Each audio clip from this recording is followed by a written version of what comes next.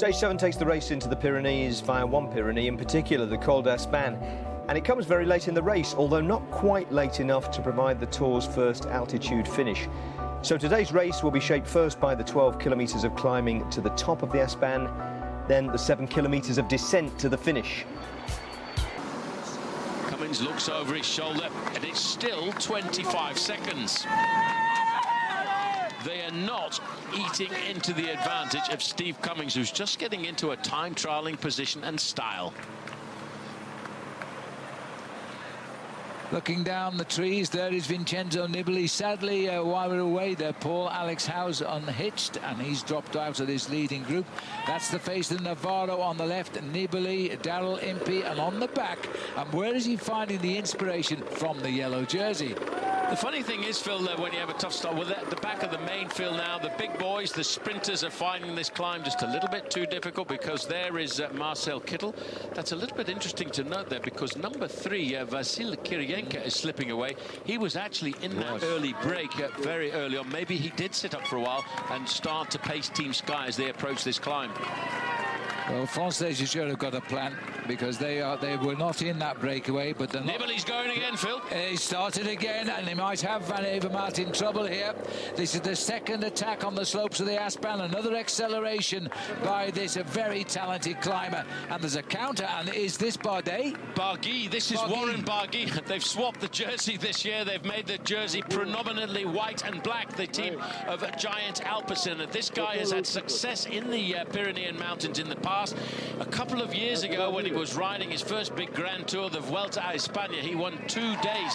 That was brilliant. Look at that. He attacks this move, Phil, from around about 10th or 12th position, and he's not scared of the reputations of Quintana. He's not scared of Chris Froome or anybody else in these Pyrenees. He's a lovely climb. We've just gone around the 15 kilometres to go to the finishing line as well. There is a counter-attack coming back up to Barguil as we look at Nibali here, keeping the revs high. Daryl Impey's working very hard to contain Nibali, rather hoping he might slow down, I think. Well, the funny thing is, we've seen a searing attack on a couple of occasions from Vincenzo Nibali, but he actually hasn't eaten into the advantage of this lone leader. Steve Cummings knows his body extremely well, and in fact, that last win that he had before the Tour de France on the final stage of the Criterion de Dauphiné was a mountain stage of that event. And the acceleration from Nibali is still locking it in at 25 seconds. I think Cummings can now start to believe in the possibility of a victory. Well, we're getting up to the area where it might be a good idea if the riders carry parachutes. You can see how far off the side it is now as we climb away from the valleys. And Vincenzo Nibali, he must be a little bit surprised, but at least he's got rid of the yellow jersey now. He must be concerned by Navarro, perhaps a little bit more than Daryl Impey. But if he gets away from those two, then he'll be free to pursue Steve Cummings. But Cummings also will go downhill very quickly.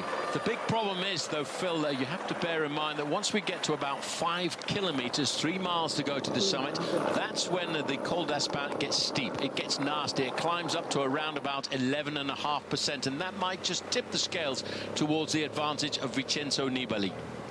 He's gone into his own work mode now, Greg Van Avermaet, and that's what you've got to do in the mountains. You cannot lift the occasion to match the pure climbers. You must stay at your level and keep going.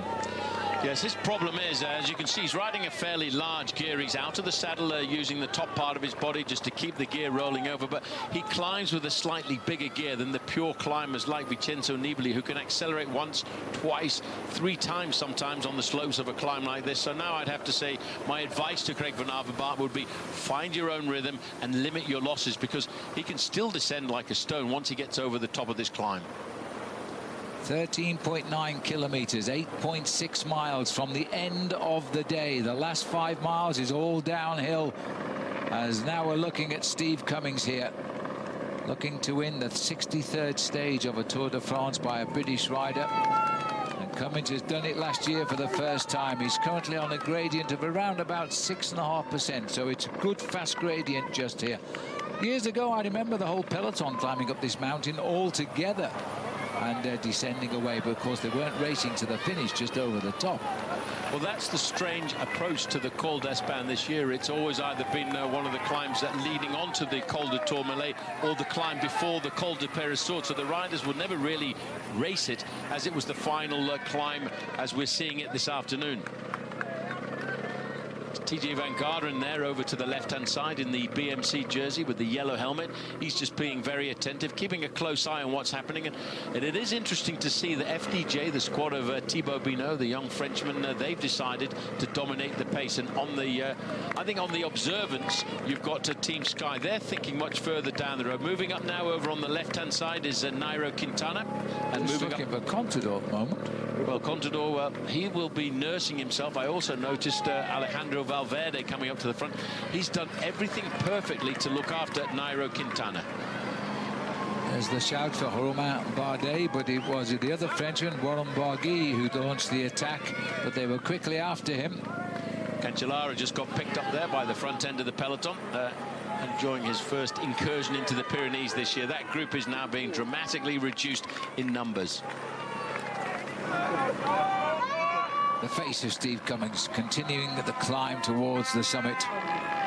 Well, looking at the face of Steve Cummings, Jens, what do you got to say now? This is a great day of racing. It's a fantastic day of racing, and it's really like all that we expect and all that we hope for. But now looking at the race, Steve Cummings is a great rider, and I love the way he's clever attacking the group before the other big names were getting back to it. But on a climb like that, I don't think he can hold off Nibali. Nibali is just a better climber. Plus, he got a few other good climbers with him here. So I think they might chase down Steve Cummings. I'm not saying Steve Cummings is not able to win the stage, because he's a good descender and he's a clever guy. But I don't think he can hold them off on this climb. I think they will rejoin him before we reach the top of this climb. Well, we see now there's nothing to do, I hope, with Jens being English and you lost the World Cup in 1966, is it, Jens? Well, we didn't lose it. They gave that wrong goal to Great Britain, that famous scandal of Wembley. Yes, I know exactly what you talk about. And no, Germany won it. We have been cheated back then. Well, that was a bad question, Paul. Thank you, Jens. Anyway, just looking here, and actually, you know, what is interesting, and the last time we got a quick time check there, Phil, looking at Steve Cummings, Vincenzo Nibali's group has actually lost time to the English rider, because he's now at 30 seconds. Well, I'll tell you now, looking at the speeds here, 12.9 miles an hour for Steve Cummings, 9.3 by Nibali. It's accelerated again. Remember, they're all different places on different gradients, and the yellow jersey riding at about 10. Well, Steve Cummings is on the slightly easier gradient at 5%, while a bit further back, Vincenzo Nibali is on the 10% gradient. But all of the same, Steve Cummings is using his time trialing ability to get into his own rhythm further up the slopes. Well, Steve Cummings has about 5 kilometers left to climb up this mountain, and then he's got 7 down to the bottom. He's got everything under control at the moment, I think. Well, you know, it's always very controversial in an Olympic year, the selection for this event or for that event. But I hope that the British selectors are watching this currently, because Steve Cummings is proving that he can win on almost any kind of circuit. While further down, maybe Vincenzo Nibali was not joking with us when he said he wasn't here to win this race overall, because in a great form, Vincenzo Nibali would be flying up this mountain. And I just have to wonder if he left a little bit of his form and power back in the Giro d'Italia just towards the end of May. Peloton around about 4:25 at the moment, and they're on the lower slopes of the climb, but our cameras are spread all over the mountain just now, as we're seeing 5 kilometers to go for Steve Cummings, and there should be a gap of around 46 seconds before Nibali comes through. And also, Phil, psychologically, Cummings can give 110% in a move like this, because he's not got anybody with him. He knows that he can get over the top of the climb with an advantage. He's going to win the stage here this afternoon. While Vincenzo Nibali in the group behind, we've seen him launch an attack on a couple of occasions, and he hasn't been able to get rid of the other guys with him. This is what the climb of the Col d'Espagne is all about. It's a very long climb.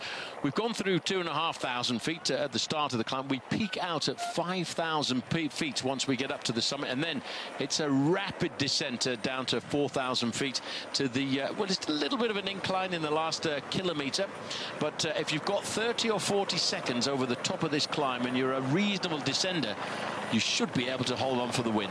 You drop 1,200 feet in the last 6 kilometers towards the line today. It's a really steep descent. Phil, 50 seconds is what race radio is now saying that Steve Cummings has got over the group of Vincenzo Nibali. At the moment, he's pulling away. And, you know, we said he knows how to read a move. He was in that big group of 29 riders. He got away then in the group of 4 riders, and he knew that there was going to be a reforming just behind, and he hit them just at the moment before all of the other riders came back. He knew there'd be a pause while the group got themselves organized. He took advantage of that, but he also made the move knowing that he had plenty of firepower under the bonnet. Or should I say the hood? Probably either. In the engine room. Don't talk about engines now. They've been checking all day for motors on these guys' bikes. There's Nibali in the middle now. A little bit of help coming from Navarro, followed by Daryl Impey. I don't think he's going quick enough. Well, this is the indication, because I was just looking there at the legs of Danny Navarro. They were buckling a little bit, trying to keep a big gear going over on the uphill part of this final few kilometers. And in fact, Vincenzo Nibali was quite happy to go back and take assistance from somebody else. In normal circumstances, Vincenzo Nibali would outclass the riders in this group that's with him. So I think maybe he's not firing at 100%. I think he put in 2 good attacks. He couldn't shake them all off, and I think you're right. I don't think he's quite there yet. And as the pace continues up here, they're riding pretty much equal just now.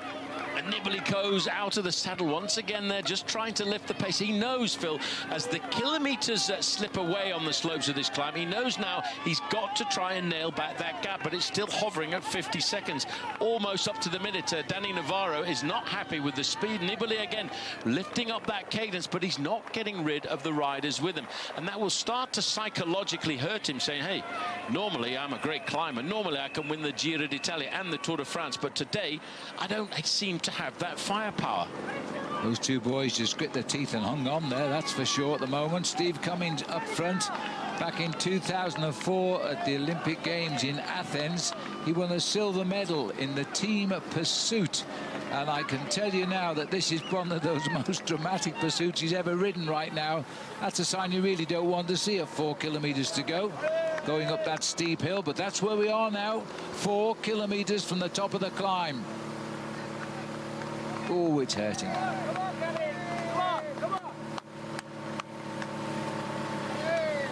A lot of English voices on the climb there. Well, there are, and you just look at the concentration on his face now. This is a man who knows how to ride an individual time trial. He knows how to ride a 4,000-meter pursuit. He knows how to dose his effort, and he's getting to that point now. But in fact, the last time check on race radio, Phil, it's out to 56 seconds. He's actually riding away from the 3-man group behind him. Now, we're looking at the average speeds on the climb. He's about 0.6. Well, he's a couple of miles an hour faster than the group behind him. But further back down, as we start to look here, it's 7% gradient for Cummings, it's 5% for Vincenzo Nibali. These are live speeds, these are live gradients that we're getting from out on the course, which is why you can see them changing all of the time.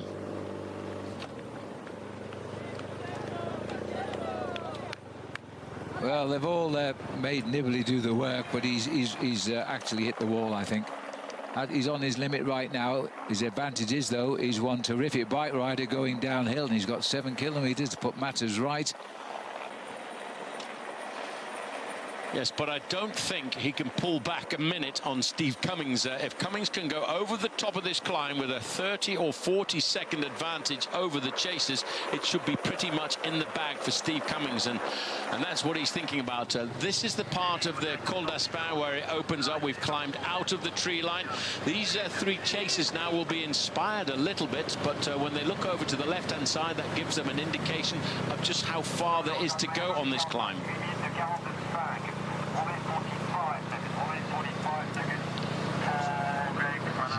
Danny Navarro in the red jersey of Cofidis.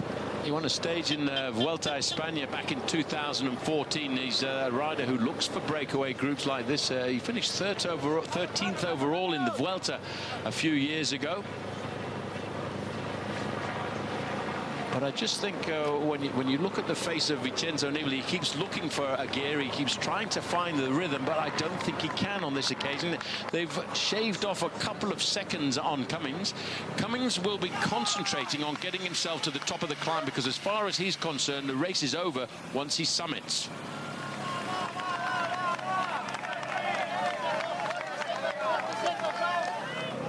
My calculation, as we look a little bit further down the road here, Phil, gives you an indication. These are riders who in their breakaway group a little bit earlier on. This looks like Antoine Duchesne, just over on the left-hand side, Direct Energy. It's interesting to see, and it's nice to see the Cannondale drop-back rider in the second position there. That is Pierre Rolland. That's not a very big group, and I don't think we're seeing a big sort-out amongst the overall contenders to win the Tour de France overall, because that's still a very large group. 121 is Thibaut Pinot, and in fact, this is a bit of a straight. His team did all of the work early on, and he's in difficulty. Well, I'm also hearing that we've lost 3 riders on BMC, 3 riders on Movistar have now been dropped from the peloton. Their job, of course, to get their leaders in a good position on the climb, but that's what they've done. But this is a neutralisation by the favourites today. They're going to gamble on a tough day in the Pyrenees tomorrow. And that was Tony Martin at the front of the peloton as well. 20 kilometres an hour for Steve Cummings. When you look at the clock, Phil, it says 10 kilometres to go to the finish. 6 miles of racing. Cummings is aiming for the next 3 kilometres. In his mind, psychologically, he's saying, all I've got to do is put a massive effort in. My final effort, my last bit of energy needs to end at 7 kilometres to go, because that's when he will crest the final climb of the day. And he knows he's really not going to push himself too much into the red zone when energy is required on the descent, because you can just about freewheel down this descent. It is so steep and fast. It's all downhill. That's where it'll all be decided now, because I don't think Nibali, Navarro or Daryl Impey can get up to Steve Cummings on the way up the hill. We're looking at 10 kilometres to go now. Steve Cummings knows at 10 kilometres to go, he's only got just 3 kilometres left to climb to the summit. Well, at these speeds and on these gradients, 3 kilometres, 2 miles should take him inside, well, about 8 to 9 minutes of effort. But that's the important thing. He'll be calculating, Phil, all of that. But at the back, this is a bit of drama for France. Anyway, 121. Can't believe it. This looks like Pozzovivo. He didn't have a very good start to the race a couple of days ago. He did not, and to see in trouble there, number rider 121, Thibaut Pinot. That's first day nerves in the Pyrenees. Not a good sight. There's Pozzovivo just coming out from the left. Thibaut Pinot race radio, Phil, are saying is actually being dropped from this group. Now that's a bit of a surprise. He's being tailed off the back of the bunch. Let's hope if it's a bad day, he gets it over today, because tomorrow will be a decisive day, possibly, in the Tour de France. There he is, Thibaut Pinot is behind the riders now. Well, I can't fathom that out at all, Phil, because in the early part of this year, he was riding superbly. He was sick. He won a stage of the Criterium de Dauphiné. He won the National Time Trialling Championships. And I said, wow, he's got everything right to be a French contender this year. But obviously, the first day into the mountains is always a little bit dodgy. Well, Pozzovivo, he had a terrible day in the mountains the other day, and now it looks as though he's feeling a lot better. But the peloton, another attack coming out from IM Cycling as well. Is there going to be any reaction from the field here now? This is Pantana. He was in the first break of the day, Jolinson, and he got caught. That looked like a dangerous move he made at the start today. No response at all from Sky. No response at all from Movistar. They realise, Phil, today is a hard day. Tomorrow is a tough day. It's a long day with lots of big mountains to cross, and the day after that is a very, very decisive mountaintop finish into the Principality of Andorra, up to the ski resort of Arcalís. So the big contenders now, I think they've got themselves to the climb. They will want a safe descent, and they're probably not too concerned about the fact that I mean, you look at the face of Thibaut Pinot now. This is not a great day for him, and I'm wondering, can he recover from something like this? Well, Steve Morabito's his teammate, who's gone back to try and drag him up this mountain. He's only got a couple of kilometres to climb, but that is not a good sign. We were almost thinking he could be the man to win today, and instead he's dangling off the back of a select main peloton. Well, Johnson Pantano there. Wow. Now, there was wild mountain goats, by the way. Don't normally see them, actually. He's got a good position to watch the race, though. I wonder if he's actually interested in what's going on, realising that Steve Cummings could be lining up, Phil, for the 4th British victory in 7 days of racing at the Tour de France. It's quite amazing, isn't it? And he doesn't look like a man struggling as we go further down the slope. A little dig. When you see, I mean, I don't mean anything against Danny Navarro, but when you see Danny Navarro actually trying to attack Vincenzo Nibali, you realise Nibali is not in a great day. And it's been reflected in the time gap. It's still almost a minute's advantage for Steve Cummings. As we said, Phil, when he made that attack, he just is so astute when it comes to tactics in a race like this. He hit them at just the right time when everyone was a little bit confused, but he knew in his mind that he had the firepower to consolidate.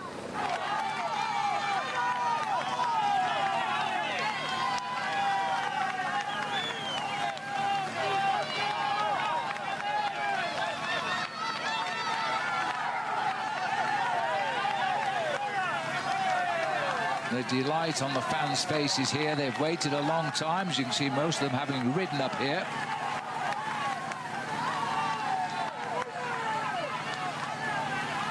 But it's so funny, Phil, to see the huge turnout of fans here, because normally this is not really one of the major mountains. At 1 kilometre to go with a minute and 9 seconds advantage over the group of Vincenzo Nibali, we're starting to see there's a move by Navarro. Well, and there's no answer from Vincenzo Nibali. He was riding to his limit. He tried, he failed, and he's watching Daryl Impey go round him as well. So Nibali is left alone on the Col d'Aspin now, and it's the 2 riders who followed him who are leaving him. Well, they are. I think they were just waiting to see how much firepower Vincenzo Nibali had. You've got to remember, this man has got an incredible reputation. He's won all 3 of the Grand Tours, but I think Phil, he left a lot of energy on the final few stages of the Giro d'Italia this year. Well, all the concern by the team's managers about Nibali being in that breakaway are now unfounded. But at the end of the day, these boys are going to decide the day. Now, can Daryl Impey, the South African, the first ever South African to wear the maillot jaune in the Tour de France, can he now reach Navarro? And can both of them catch up with Cummings? And what about the man in the yellow jersey at the start of the day, Phil? He started this day leading by 5 minutes and 10 seconds. He was expecting to lose some of his advantage. Well, I tell you what, he's actually going to consolidate his lead in the overall standings at the end of the day. That I would not have thought before the start of today. I think it's wonderful. Now, I saw the cars are stopped here, which means this group is working its way through, possibly. I think Lawson Craddock is also just unhitched at the back there, the youngster, the American youngster on the Cannondale Drapac team. Just trying to see through the gaps here, but Pino is also dropped here. Steve Morabito looking after Steve Pino. Steve Pino. More importantly now, Phil, he's looking around every one of these corners. Very shortly, he's going to see the banner over the top, the King of the Mountains. He'll pick up 10 points, but more importantly, he will start the charge down to the finish.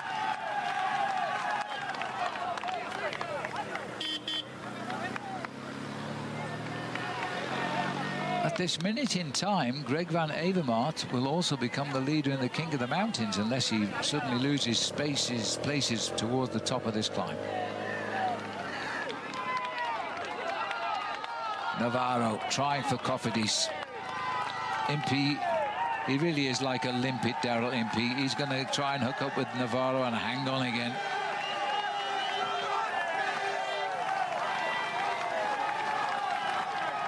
It's a good time to wave the Union flag for Great Britain.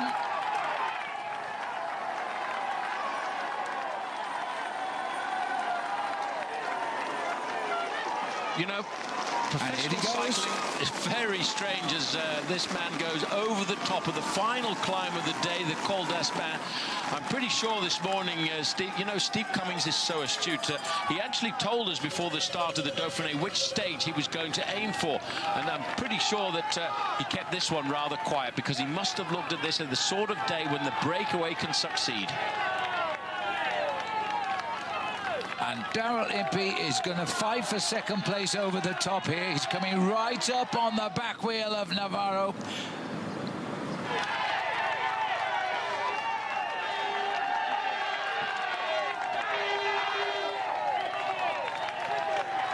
Alaphilippe. He's gone straight past Navarro. It's just around the corner. I'll tell you, that man never, ever gives up. And this is Julian Alaphilippe here, who suddenly launched out of the pack. The man who sits overall in second position in the Tour de France. Well, Navarro got second. Impey gets third. But, Phil, the gap over the top is 1:02. As far as I'm concerned, and neither of these riders are going to be able to pull themselves back to Steve Cummings, because Cummings did not look in any kind of difficulty at all when he got towards the summit of this climb, and it's a very quick descent. There are 1 or 2 technical corners to begin with, but after that, it's full on down to the finish at close to 80 kilometres, 50 miles an hour. Sky picking up gesture, men from the breakaway earlier. Jens Voigt, what do you think now on the pursuit down the mountain, Jens? I was wrong. Steve Cummings is on a great day, and he is absolutely stomping on a pedal. So 1 minute on the top means by the time they cross the top, here we see Nibali finishing the KOM. By the time they got to the top, he already got 1.5 miles advantage on him. His only last challenge is stay safe on the descent, and Steve Cummings will be our new stage winner of today. And the way it's looking at the moment, Julian Alaphilippe, the second overall in the race, has now left the big names. He can descend pretty quickly. He's picking off breakaway members. He could nudge a few more seconds over the race favourites on this descent. Right, now live with Steve Cummings on the way down, because this is very quick indeed.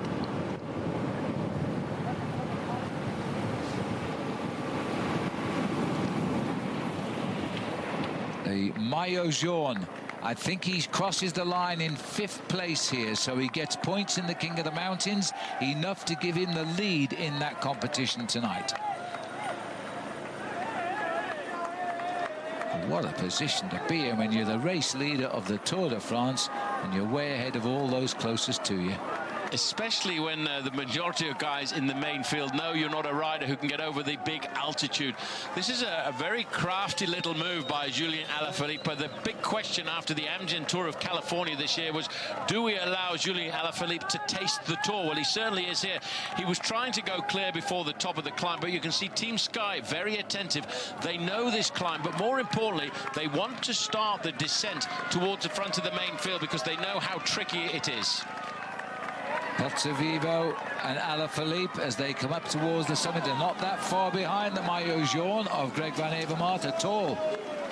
Well, this is a bit of a shock here, Phil, because Warren Barguil, the guy who attacked towards the start of the climb, now in difficulty with number 111. Dan Martin jumps away over the top.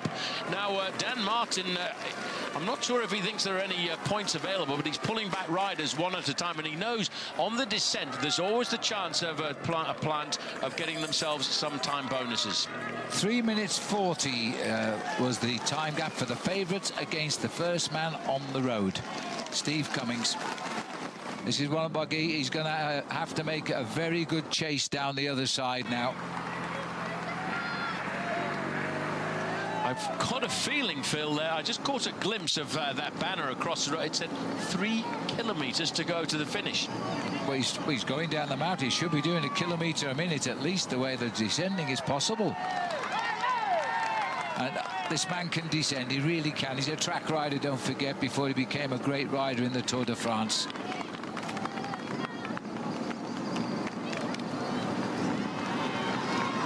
.6 kilometres to go.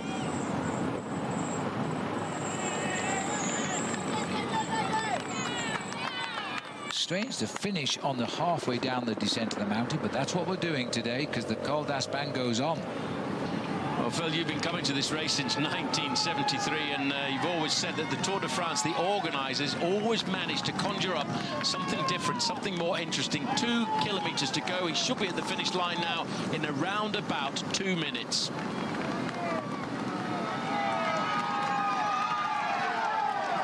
Absolutely superb cycling by Steve Cummings here. It will be the fourth British stage win in 7 days of the Tour de France. And the 4th stage victory for Team Dimension Data. That really is quite phenomenal. The team from South Africa that was last year a wild-card selection, and now they're firmly implanted at the top of professional cycling globally. Well, they celebrate every night, and the champagne's getting in very short supply right now. heading down to the finish, down there in the valley. Steve Cummings, what a bike rider, what a rider today, and he is so annoyed with the British selectors. They left him off the road to Rio. Absolutely fuming's a better word, and he openly accused them of being biased towards the riders on Team Sky. He's without doubt having his best season since he turned professional in 2005. Inside of the final kilometre of this 162-kilometre stage.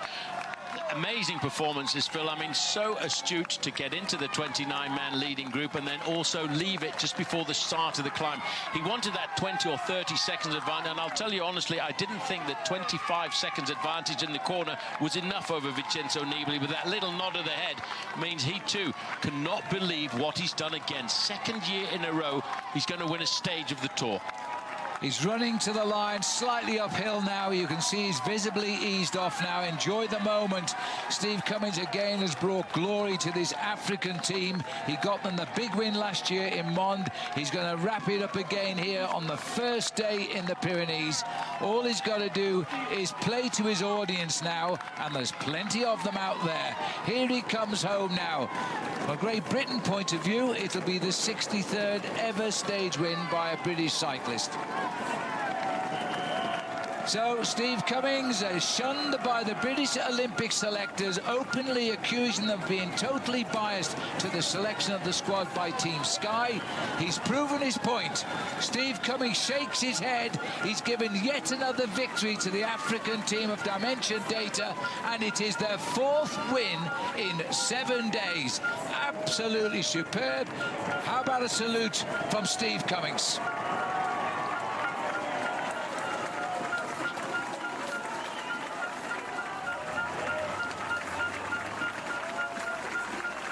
I think this means something very special to Steve Cummings.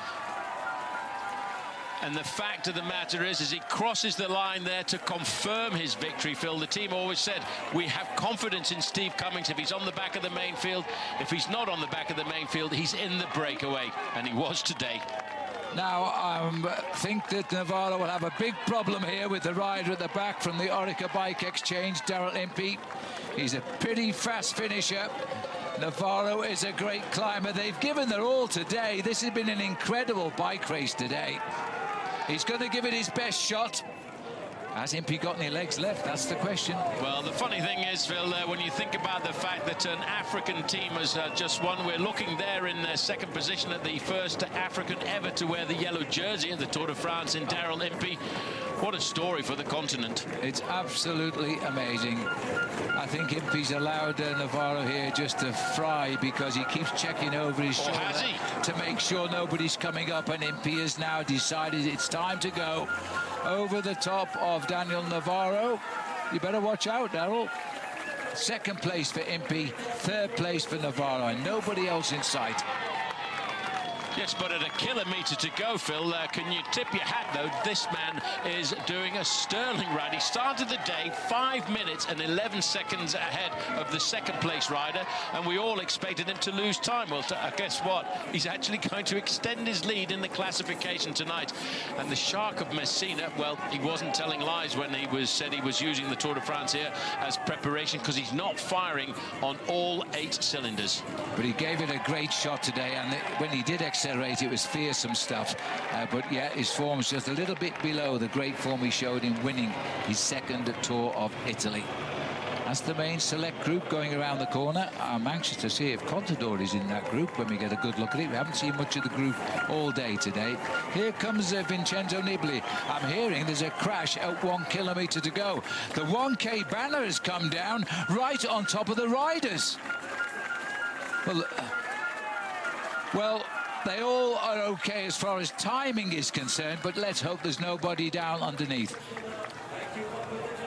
I've never, ever seen that before. Well, no, that's never happened before, and we'll have to find out later on exactly what happened there. Everybody okay?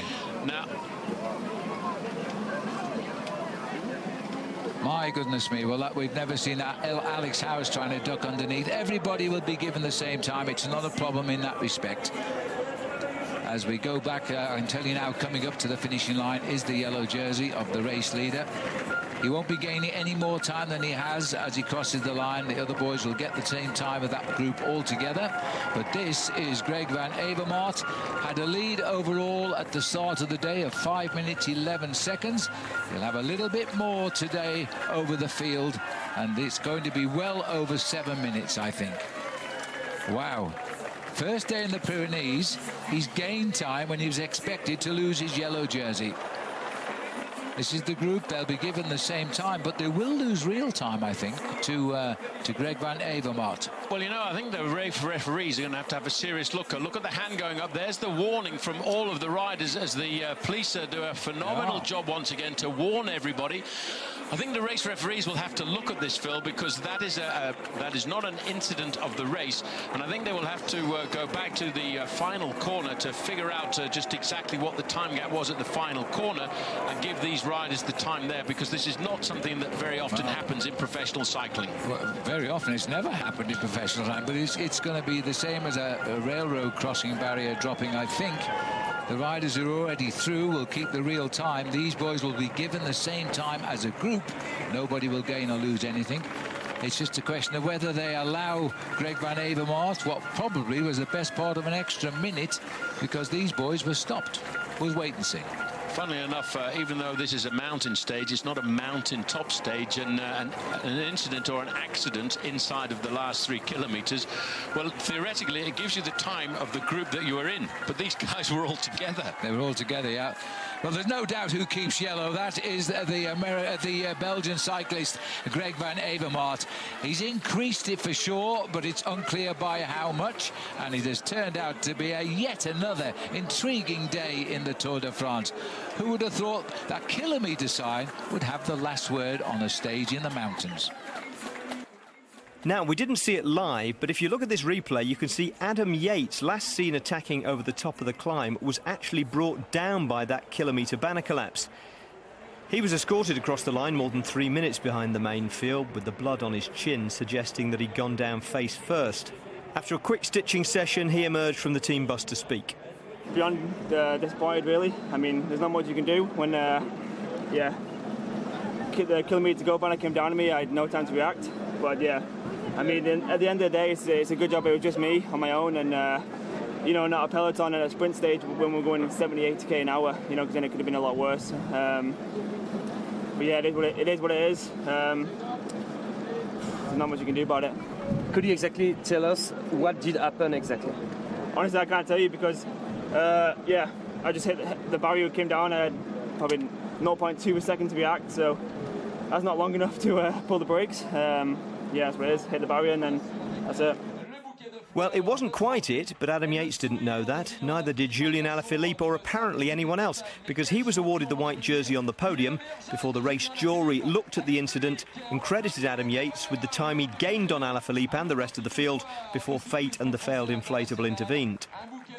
So when this kind of problem happens, the only way to do is to take the time of last 3 kilometers, and the time was taken with transponders. This is the only way to do, because at that exact moment we cannot know what was the exact gap between the riders. We checked the times at 3 kilometers and also at the finish, and the peloton lost practically 40 seconds. The peloton with all big favorites, so we had to change the time gaps and to make happy all the teams. And also one important thing that the white jersey changed because of this, but also at the moment of the accident, Yates, the number 209, he was also a little bit in the front of the group of the favorites, so he will take the jersey for 1 second in front of Alaphilippe. And here is confirmation of that. Yates was in the group 6 seconds behind Alaphilippe this morning and had 7 seconds on him with 3 kilometres to go, so he supplants the Frenchman at the top of the best young rider standings and as second-place rider overall.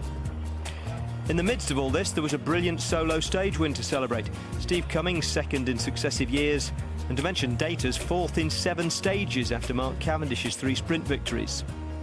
Success breeds success, and with Cavs a winner, you know, just a really good atmosphere in the team. It's great being around Bernie Eisel, Renshaw, for all the boys here, Triant, Edvold, they're all winners, and we want to win. And the other day, you know, I thought Serge was going to win and take the yellow, but he had a bit of bad luck.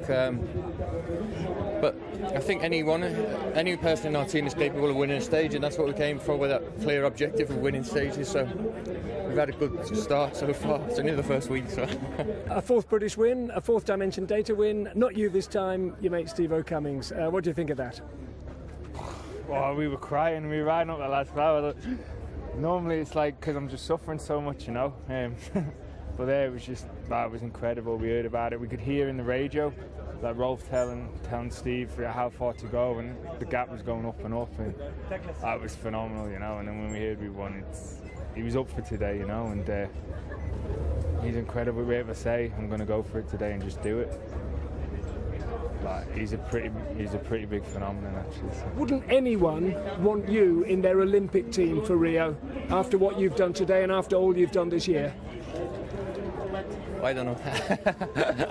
I don't know, if I was the coach I would, but you know, it's not. I'm not the selector. They've obviously got the experts there that know what they're doing, so let them get on with it. Now, even once the commissaires had intervened, the race organisers persisted with the wrong official result. So with the caveat that the group's timings may be adjusted slightly, this is how we think the stage should look. Cummings, Impey, Navarro, Nibali and Van Avermaet are all confirmed times. Then Adam Yates slots in 7 seconds ahead of the group, led by Luis Angel Mate and containing the favourites, including Chris Froome and Nairo Quintana. No doubt about the winner, though, a man who everybody knows is a threat to stage attacks like today's, but no one seems able to stop. Now, as with the stage results, so with the GC, no updated results from the race organisers, so here's what we think's right. Greg Van Avermaet has extended his lead, and Adam Yates is now up to second, bumping down Julian Alaphilippe, Alejandro Valverde and everyone else. The exact timings are subject to adjustment, but the relative ones between the likes of Froome, Quintana and so on are untouched. Which just left the small matter of the yellow jersey presentation, almost an afterthought, although not, of course, for Greg Van Avermaet.